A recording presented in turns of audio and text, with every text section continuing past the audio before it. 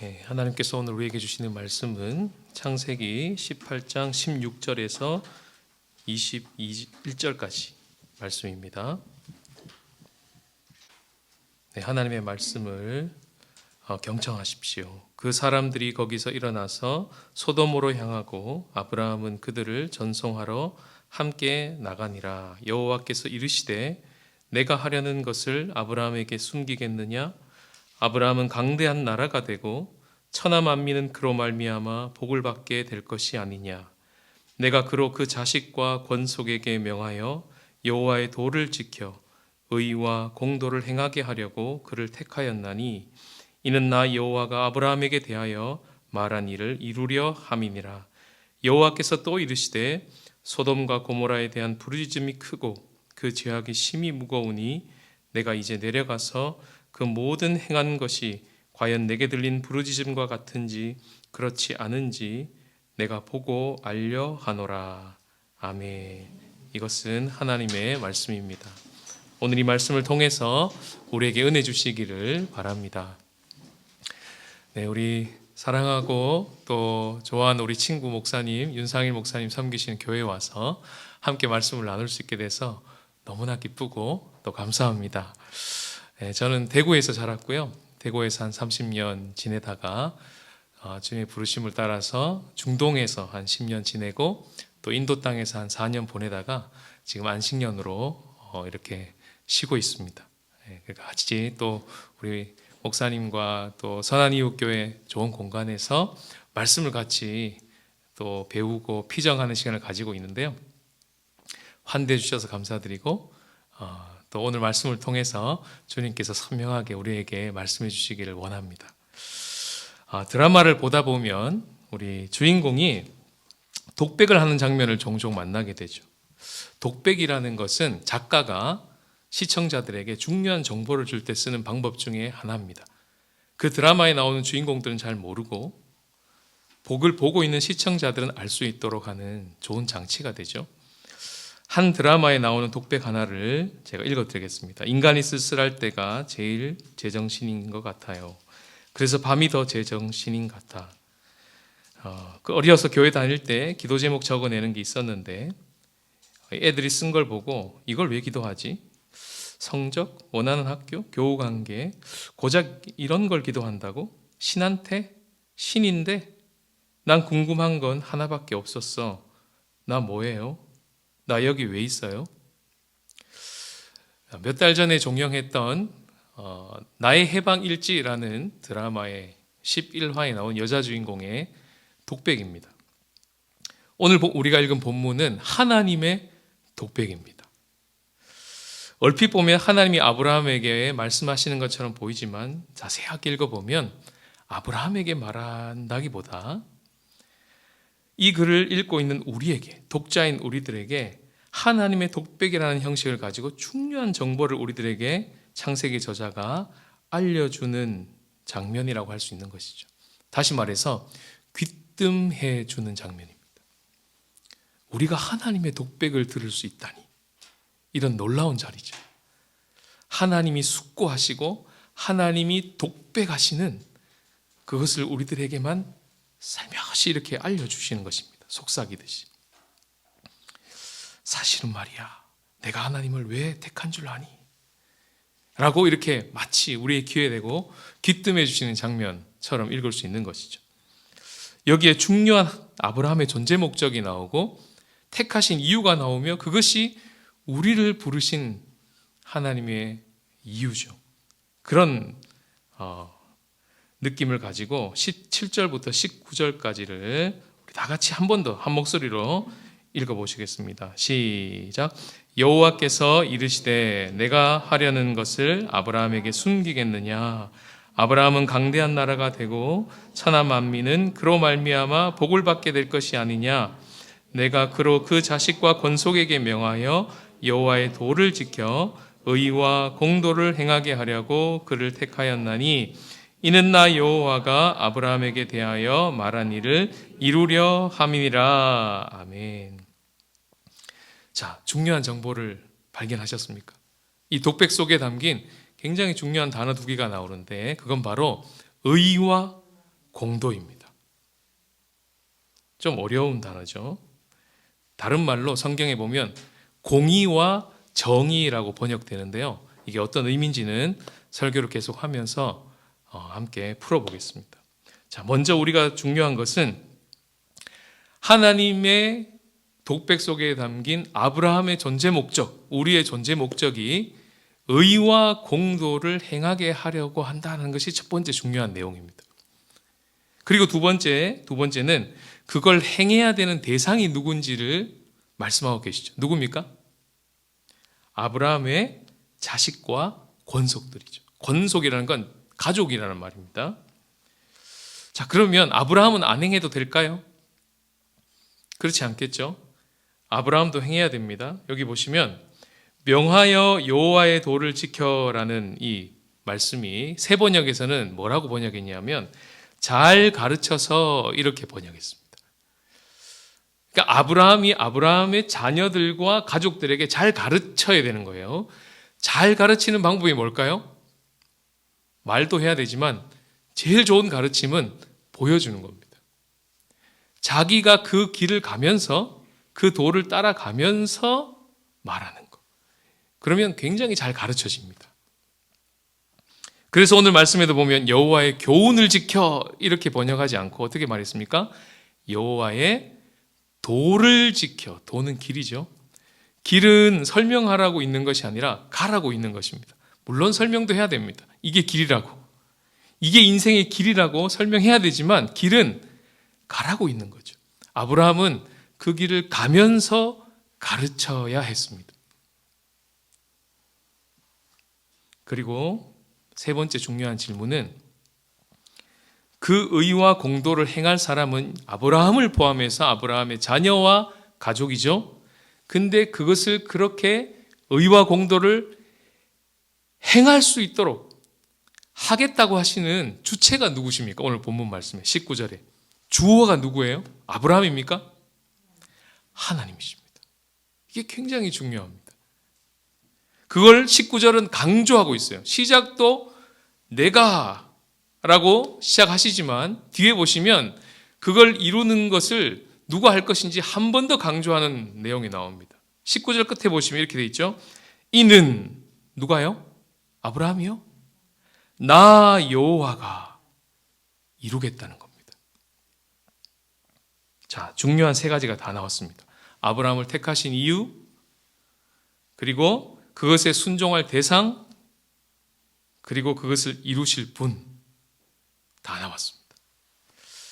하나님의 이름을 걸고 지금 하나님이 직접 독백을 하시면서 내가 반드시 이룰 거야 라고 하는 장면이 오늘 19절이죠. 이 19절에 담긴 이 하나님이 부르신 목적, 의와 공도를 놓치면 어떻게 될까요? 만약 이걸 놓치고 살면 어떻게 되겠습니까? 그래도 하나님은 이루실 거니까 문제가 없을까요? 우리가 어떻게 살든 꼭 하나님이 이룬다고 본인이 말씀하셨으니 왜 이루세요. 우리는 살 수도 있고 못 살 수도 있는 거 아닙니까? 이런 느낌일까요? 본문은 그렇지 않습니다. 오늘 본문의 느낌은 만약 그 의와 공도를 잃어버리고 살면 끝장난다. 이게 이어지는 20절, 21절 분위기입니다. 소돔과 고모라의 운명을 맞게 될 것이다. 그 결말은 비참하기 짝이 없을 것이다. 그런 분위기를 자아내죠. 아직 그 실상이 드러나진 않았습니다. 그건 19장에 가면 나옵니다. 얼마나 비참한지.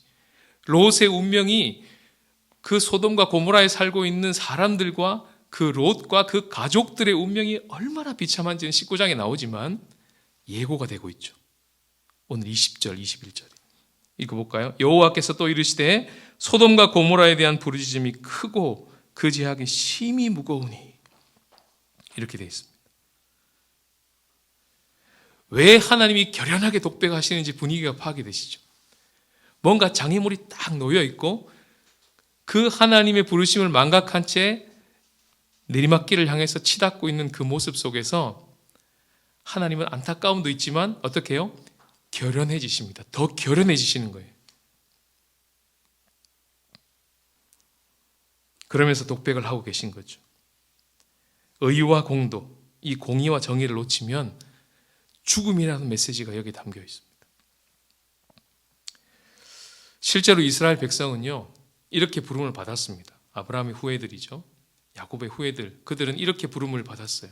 의와 공도를 행하게 하려고 부름 받았는데 성경을 계속 쭉쭉쭉 읽어 내려가시다 보면 그 부름의 목적에 맞게 살지 못했다는 것을 알게 됩니다.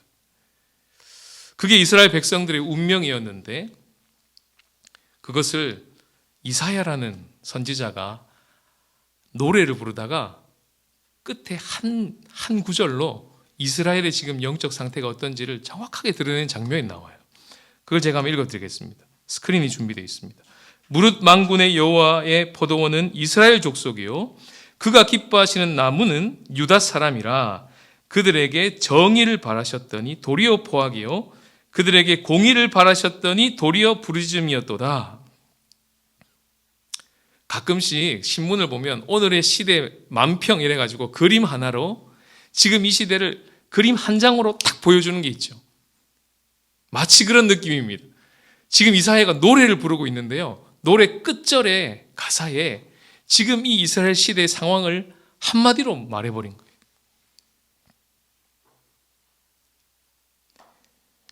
미시파트, 정의잖아요. 미시파트를 하나님이 원했는데 미시파흐, 포악이 나오네. 째데카, 공의를 원했는데 째다흐, 째아카, 부르짖음이 나오네. 이게 이 이사야가 지금 이 히브리어를 가지고 노래를 하고 있는 것입니다. 언어 유희죠. 풀면 이제 우리는 이해되지만, 그죠? 히브리어기 때문에 금방 읽으면 이해가 안 될 수도 있었습니다.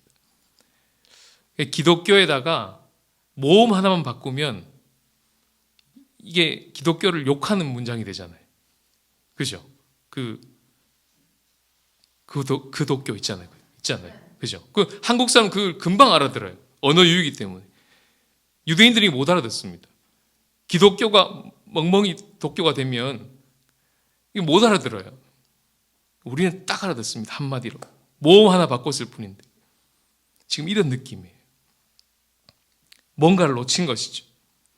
우리가 여기 있는 이유에 의와 공도가 들어와 있는지, 정의와 공의, 공의와 정의가 들어와 있는지 오늘 본문 우리에게 묻고 있어요. 예수님을 믿는 이유 속에 이 의와 공도라는 주제가 들어가 있고 실제로 작동되고 있는지를 묻고 있는 것입니다. 그러니까 그 의와 공도가 무엇인지를 알아가고 그것을 나만 알 뿐만 아니라 오늘 명령처럼 자녀들과 가족들에게 잘 전수가 되고 있는지를 묻고 있는 것입니다.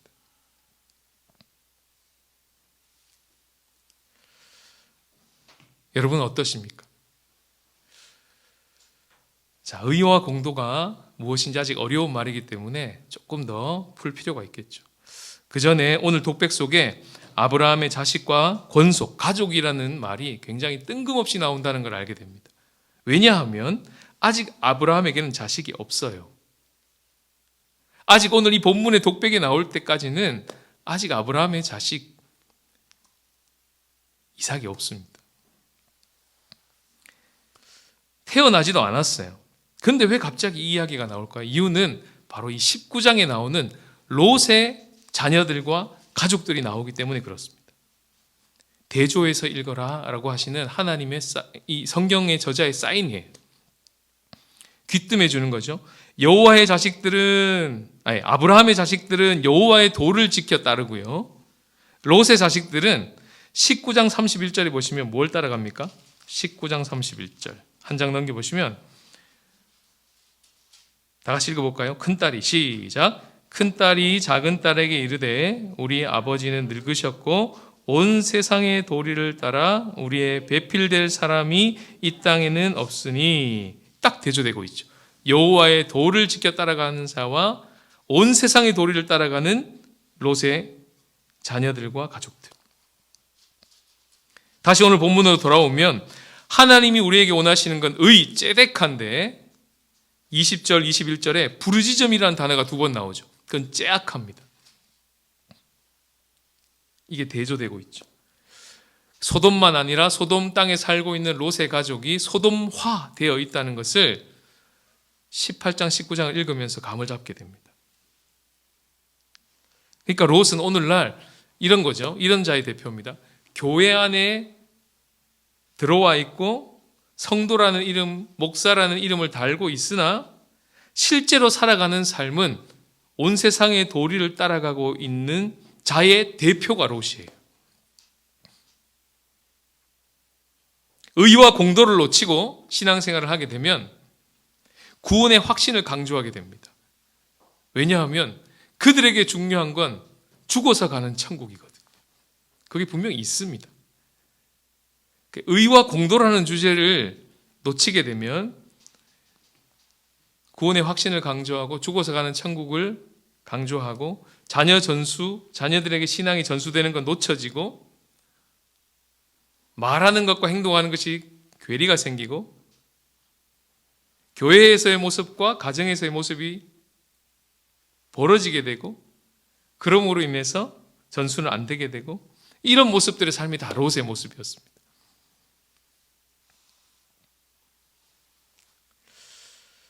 그런 분위기 속에서 오늘 하나님은 뭘 하십니까? 독백을 하세요.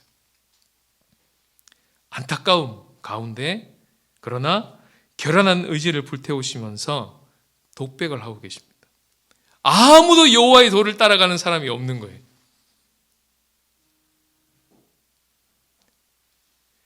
이걸 예수님께서 이 땅에 오셔서 이 롯의 이야기를 빌어서 말씀하실 적이 있었습니다. 누가복음에 롯의 때를 너희가 기억하느냐?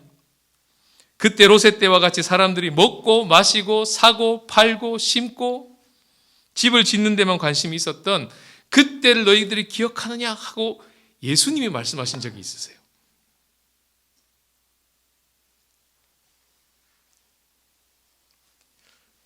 그런데 오늘 본문은요, 그런 분위기 속에서 그럼에도 불구하고 하나님의 그 결연한 의지 속에 담긴 하나님의 독백은 안타까움도 있지만 그럼에도 불구하고 아브라함이 있잖아 하는 마음이 있습니다. 그럼에도 불구하고 선한 이웃 교회가 있잖아. 그런 마음이 담겨 있습니다. 17절에 보시면 내가 아브라함에게 숨기겠느냐? 이 말은 아브라함이 있잖아.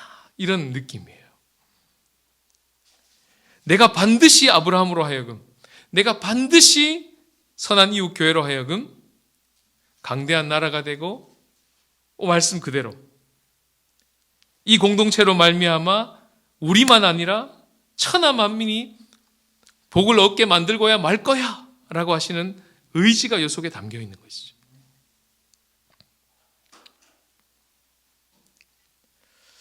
자, 분위기가 파악됐죠? 이제 분위기가 파악됐으면 이제 내용 파악에 한번 들어가 봅시다. 의와 공도를 행하게 하려는 그 삶이 그럼 구체적으로 뭘까요? 이 단어는 그냥 들으면 이렇게 딱 잡히지가 않습니다. 의와 공도.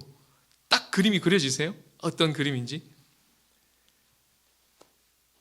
뜬구름 잡는 이야기가 될 수 있는데 오늘 본문은 친절하게도 의와 공도를 행하는 삶, 공의와 정의를 행하는 삶이 뭔지 오늘 창세기가 잘 그려주고 있어요.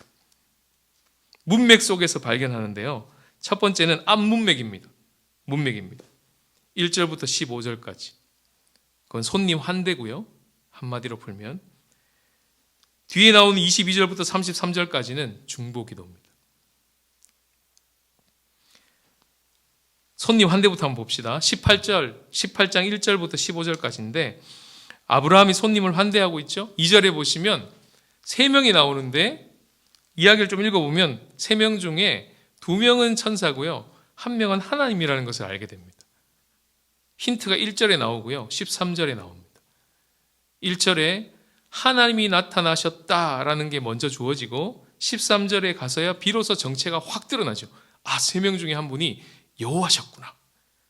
그래서 여호와께서 하고 13절에 시작됩니다.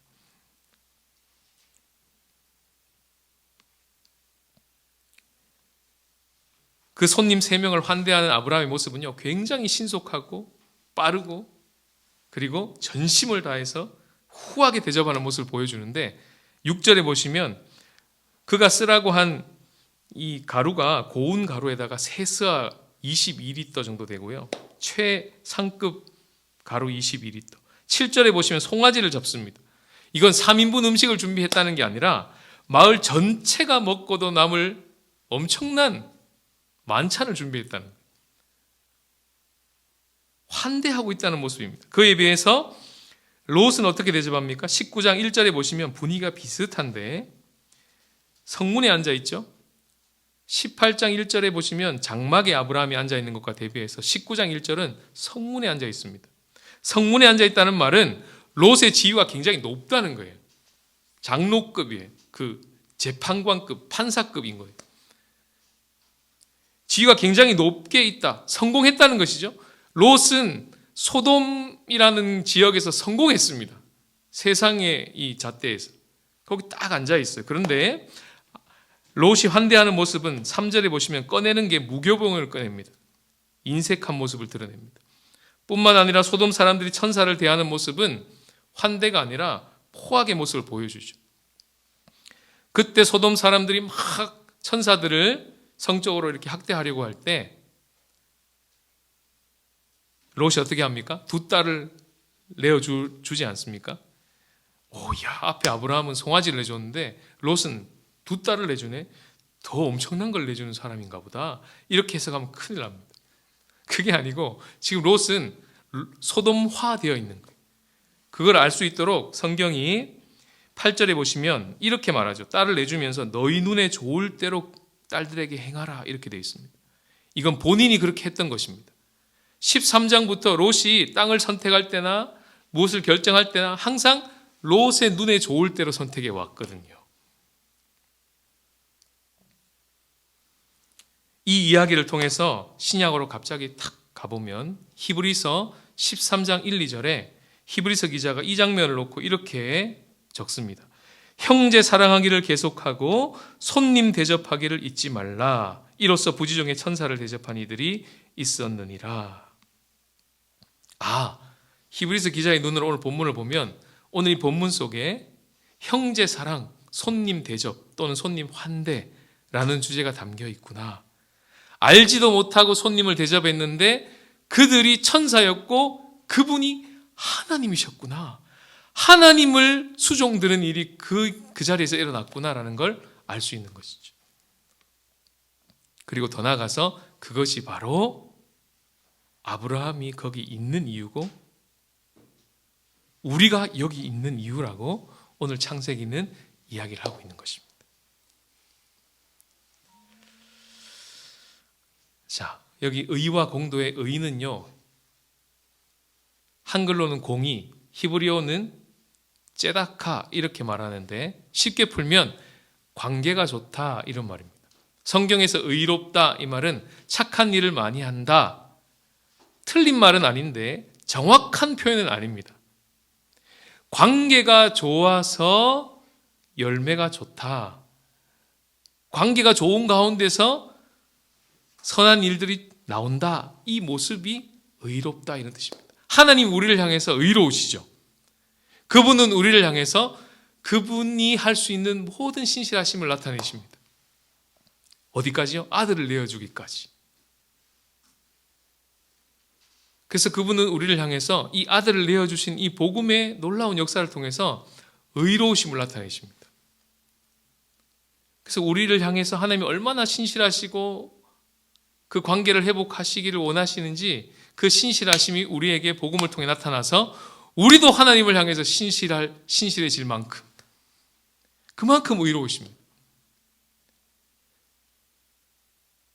우리가 하나님을 향해서 의롭다라는 말은 아무리 눈을 씻고 봐도 불가능하게 보이는 그 상황 앞에서 하나님이 가능해. 너는 불가능하지만 하나님은 가능해 라고 하는 그 말씀 앞에 네, 아멘입니다 라고 말하는 것을 성경은 의롭다 이렇게 얘기합니다. 그게 관계가 좋은 겁니다.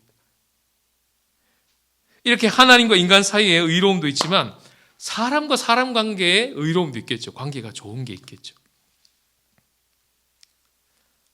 아빠하고 자식이 있잖아요. 아빠는 자식을 사랑하기 때문에 밖에 나가서 열심히 일을 합니다. 돈을 법니다. 의롭죠. 자식은 또 자식의 도리를 다 합니다. 의롭죠. 그런데 열심히 밖에 가서 일합니다. 사랑하니까. 너무 바쁜 나머지 자식과 함께 할 시간이 없어요. 자식 일은 열심히 해서 돈은 잘 벌고 있는데 자식과 관계는 안 좋아요. 그러면 성경은 그걸 보고 불의하다 이렇게 얘기합니다.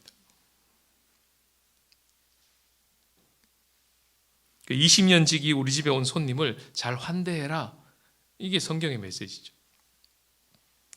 일터에서 만나는 또 3터에서 만나는 불특정 다수의 어떤 사람이든 엘리베이터를 타고 오고 내려가다가 만나는 사람이든 가장 가까이의 가족의 자녀든 배우자든 누구든 그들이 주님이 우리에게 붙여주신 손님이고 그들과의 관계 속에서 의를 행하는 삶.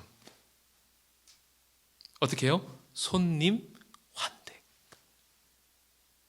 이게 우리가 여기 있는 이유라고 주님 오늘 말씀을 통해서 이야기해 주시는 것이죠. 저는 이 말씀 묵상하면서 참 낯설었습니다. 이게 내가 여기 있는 이유라고? 전 동두천에 살거든요. 해외에 있다가 이제 안식년 때문에 한국에 왔는데 집값이 너무 비싼 거예요. 이제 아내가 서울 사람이라 서울에 살아볼까 하는데 갈 곳이 없어요. 조금 나가보자. 남양주로 갈까? 없어요. 의정부로 갈까? 없어요. 양주로 가자. 없어요. 가다 북쪽으로 가다가 간 게 동두천이에요. 그럼 제가 동두천에 사는 이유는 뭐예요? 집값 때문이에요. 이게 제 수준입니다. 그런데 성경은요, 그래 그게 네 수준이야? 그렇게 살아? 이렇게 말씀하시지 않고 그게 우리의 실존이고 저의 실존이고 우리의 수준이지만 우리의 느낌이고 우리의 실제처럼 보이지만 성경은 뭐라고 얘기합니까? 그게 아니야. 이렇게 얘기합니다. 그게 네가 동두천에 있는 진짜 이유가 아니야. 하나님이 우리를 바라보시는 수준은 네가 그 동두천에 살면서 꼭 만나야 될 손님이 있어. 이렇게 말씀하시는 거예요. 그게 낯선 겁니다, 저한테.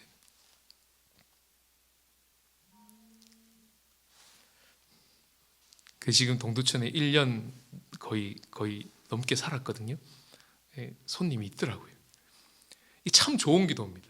이런 하나님의 의도를 파악하고 주님, 제가 솔직히 동두천에 사는 이유는 집값 때문이거든요. 근데 이건 제 수준이에요. 그러나 주님이 오늘 말씀을 보니까 만나야 될 손님이 있어서 주님 저를 여기에 두는 것이라면 그가 누굽니까? 제가 지산동에 사는 이유는 어떤 손님을 만나야 하기 때문에 제가 여기 있는 겁니까? 이렇게 질문하고 들어가는 것은 너무나 좋은 기도입니다. 누구십니까? 어떤 손님 때문에 지금 거기 살고 계십니까?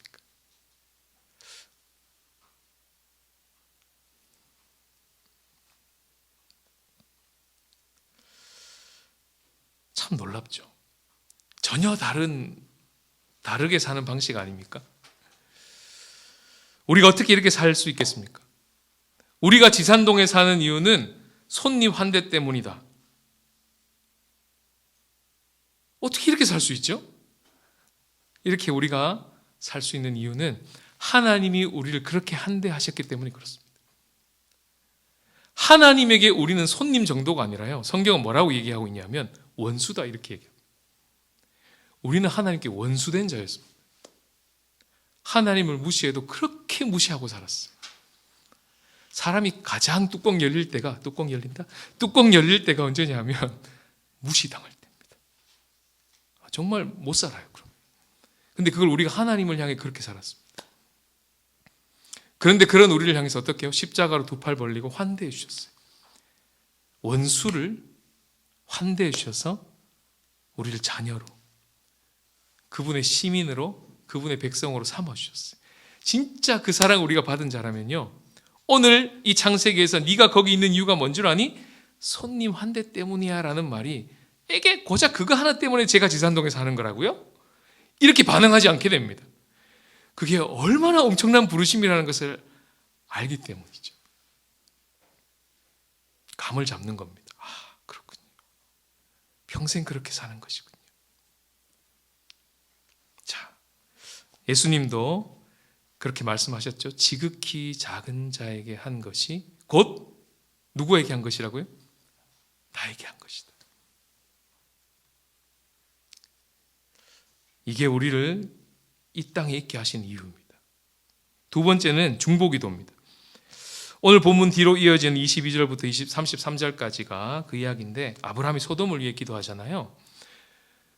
근데 이건 소돔 땅에 롯이 살기 때문에 아브라함이 그렇게 기도하는 것만은 아닙니다. 쉽게 말해서 주님 우리 조카 롯 좀 살려주세요. 이런 수준의 기도가 아니라는 겁니다. 아까도 한 권사님이 나오셔서 기도하셨죠. 저는 그 기도를 들으면서 설교할 필요가 없겠다. 그 기도 속에 그냥 설교가 다 담겨 있어요.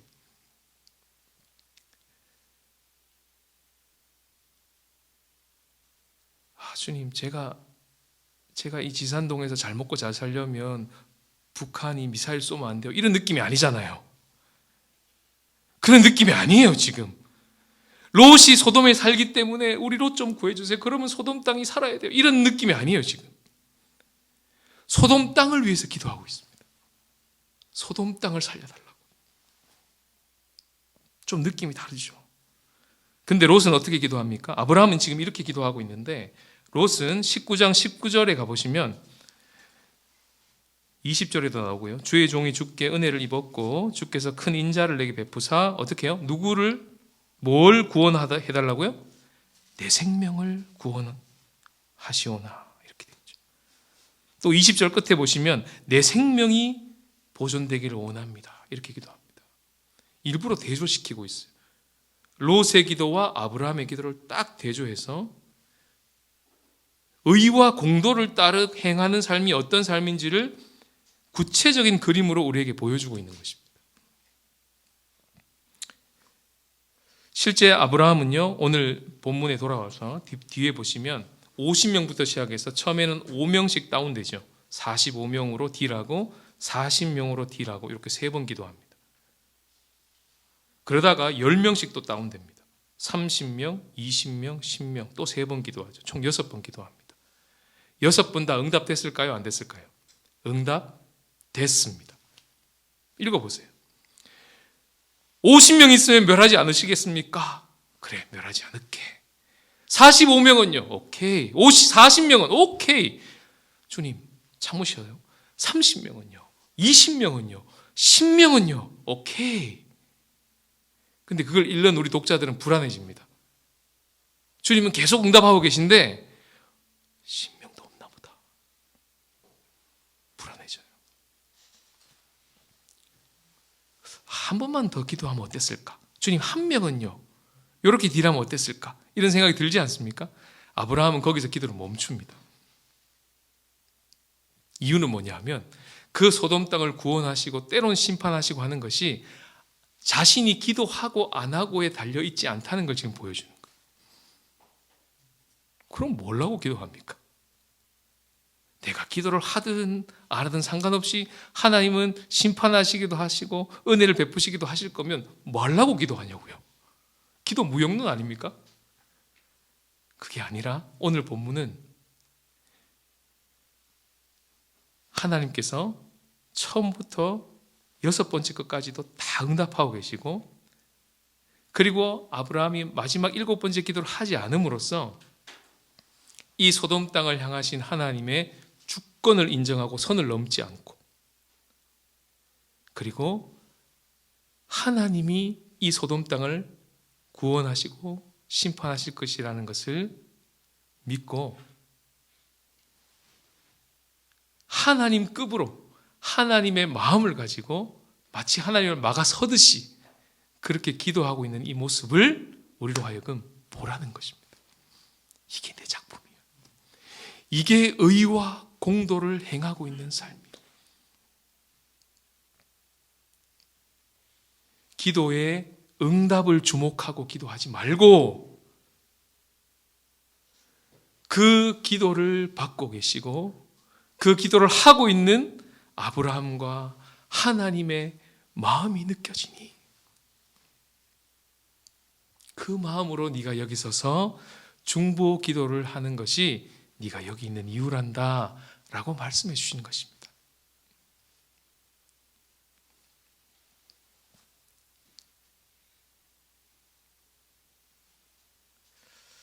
의와 공도에서 공도는요, 히브리어로 미시파트 이렇게 읽는데, 그거는 체덱하는 관계적인 용어라면 미시파트는 법적인 용어입니다. 관계 가운데서 마땅히 해야 될 역할을 한 것에 대해서 하나님 보상해 주시고, 하지 않은 것에 대해서 처벌해 주시고 신원해 주시고 심판해 주시는 것이 정의입니다. 그러니까 억울한 자에게는 구원을 주시고요, 억울하게 한 자에게는 심판하시는 것이죠. 하나님과 우리의 관계에서 하나님은 정의로우시기 때문에 우리가 그토록 무시한 삶에 대하여 하나님이 그래, 난 하나님이니까 통이 좀 크거든, 용서해 줄게 하고 그냥 립서비스처럼 오케이 용서해 줄게 하고 끝, 이렇게 못하시는 이유가 뭐냐면 그분은 정의의 하나님이시기 때문에 못합니다. 그래서 십자가에서 아들이신 예수 그리스도를 향하여 그 모든 심판을 쏟으시고 우리에게 당할 심판을 유보하시는, 그 십자가에 막아서시는 예수 그리스도를 우리에게 보여주실 수밖에 없는 이유는 정의의 하나님이시기 때문에 그렇습니다. 그리고 그 복음을 받아들이고 이제 내게 주어진 삶을 이 이유를 따라서 순종하며 살아가는 삶을 주님이 보시고 마지막 날에 심판하시는 그 하나님을 믿는 것이 하나님의 정의입니다. 하나님 우리를 구원하실 때 우리의 믿음을 보시고 구원하시죠. 구원하셨고 구원하실 것이죠. 그 말은 다른 말로 말하면 우리가 주님 앞에서 한평생 살아가는 삶을 보고 심판하실 것이라는 말과 똑같은 말입니다. 이게 분리되면 큰일 납니다. 우리의 믿음을 보고 심판하신다는 말과 구원하신다는 말과 우리의 행위를 보고 구원하신다는 말이 같은 말이에요. 그게 정의의 하나님이십니다. 지금 이 땅에 깨어지고 상한 것을 회피하지 않고 그 이야기를 나의 기도 속에 가지고 들어오는 것이 하나님의 정의를 행하는 삶, 미시파트를 행하는 삶입니다. 그래, 아까 권사님 기도에 제가 깜짝 놀란 거예요. 저는 사실 개인적으로 기도하거나 또 이렇게 통성기도나 중보기도를 할 때 이런 이태원의 사건이라든가 북한의 미사일 사건, 우크라이나 전쟁 사건이 제 기도 속에 잘 안 들어갔습니다. 뉴스는 봐요. 막 끔찍하다 하고 봐요. 가슴이 아파라 하면서 봐요. 근데 기도는 안 터지는 거예요. 이 제목을 가지고 기도의 자리까지는 못 나가는 거예요. 그냥 안타깝다, 너는 그런 데 가지 마래, 이렇게는 말할 수 있겠는데 그걸 가지고 기도의 자리까지는 못 가는 거예요. 제가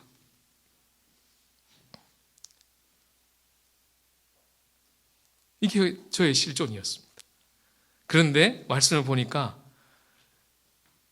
저를 부르신 목적이 동두천에서 손님을 만나는 것도 있지만 그 동두천 땅을 위해서 기도해.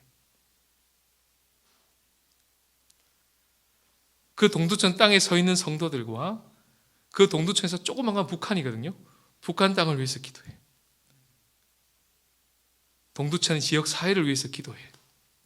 걸어다니면서 뭐 맛있는 거 있나 이렇게 물론 보죠. 보는데 그것만 기도하지 말고 이 상권을 위해서 기도해. 이 다음 세대를 위해서 기도해. 이런 마음을 주세요. 저도 이제 걸음마를 하는 단계인 것 같습니다. 여러분은 어떠십니까? 여러분들의 기도 속에는 이 아브라함급 기도가 들어와 계십니까? 사실은 주님이 우리에게 가르쳐주신 기도는 이런 기도입니다. 일용할 양식을 구하기 전에 너희들이 구할 것 세 가지가 있다. 이렇게 기도하렴. 하나님의 이름이 거룩히 여김을 받으시오며 하나님의 나라가 이 땅 가운데 속히 임하기를 원하며 하나님의 뜻이 하늘에서 이미 이루어진 것처럼 이 땅 가운데 이루어지기를 기도하라. 그리고 일용할 양식을 구하렴. 이게 주님 우리에게 가르쳐 주신 기도의 수준이에요. 우리가 주문처럼 외울지 모르겠지만 사실은 그 속에 어마어마한 하나님이 우리를 부르신 목적이 여기에 담겨 있습니다.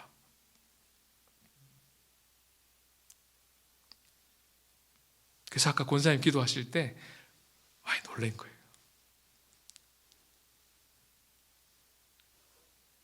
그 기도 속에 하나님의 눈물이 있구나. 그냥 정보만 이렇게 기도하시는 게 아니라 저는 그럴 때도 많거든요. 해야 되니까. 해야 된다는 걸 아니까 입에서 넣어보긴 하고 막 정보를 발설해요. 하나님께 마치 보고서 작성하듯이. 하나님 지금 이태원에 지금 난리가 났어요. 도와주세요. 이런 수준이 아니라 그 하나님의 마음으로 기도하는 거기까지 권사님이 나와 계신 것 같아요. 권사님이 대단해서가 아니라 하나님이 그 마음을 부어주시는 거죠. 이게 우리를 여기 있게 하신 이유입니다. 라고 성경은 지금 이야기하고 있는 것입니다.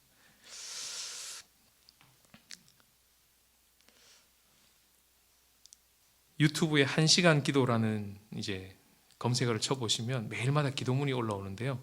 거기 이런 기도가 나옵니다.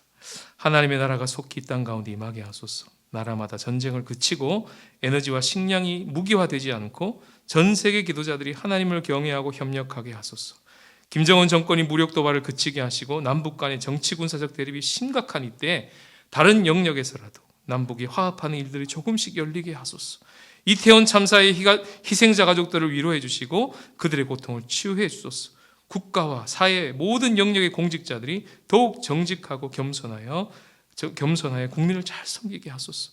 한국교회가 이웃에 공감하고 사랑을 실천하기 위해서 지역사회 속으로 들어가게 하소서. 어떻습니까? 낯설 수 있습니다.